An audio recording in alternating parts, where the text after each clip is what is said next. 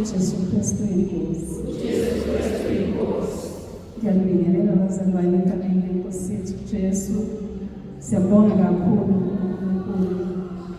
Sifikile eHamasday. Siyabonga uNkulunkulu nokuthi kufikile bazalwane. Ngiyacela nje ngesidumise ngalethula nginaphini. Kodwa ngiyayizwela nje isizulu. Sokusho ukuthi selifikile Nkosi. Ake sisukumeni bazalwane simusho nomhlabeni ukhiphe lonke nje onayo. Lonke onayo. Ngoba sikhona ngaye. Ukuba ke khona basikho. uNkulunkulu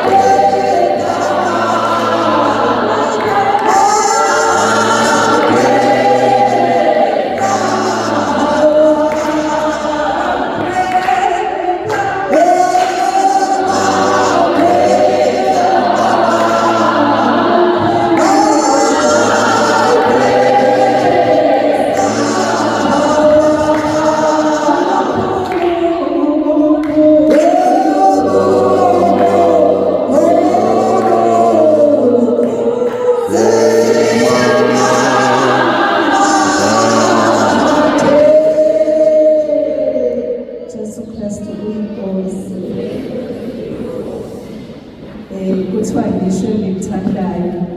Ngazi ngibe isikhathi singakanani.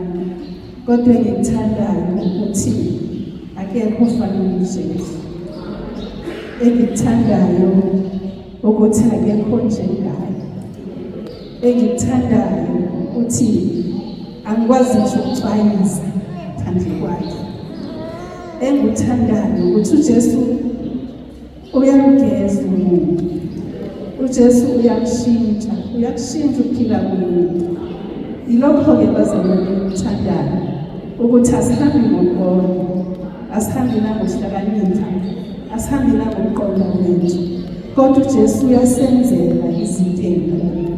Engikuthandayo bazalwane ukuthi angiziphileli mina, kodwa ngiphila ngomusa uNkulunkulu. Engikuthandayo ukuthi kwathi manje sekwenze konke wabona ngifanelekile na. Wathi mangabe sebenzile umuntu wakagcine wenzile umuntu wathi kodwa kuhle. So silapha nje ngomusa bazalwane, asikho la ngoba singcono noma senze kahle, kodwa sila ngomusa. So ilokho-ke bazalwane engikuthandayo. Ngiyanithanda ngoba uNkulunkulu uthando, onganalo uthando akamazi uNkulunkulu uJesu Kristu.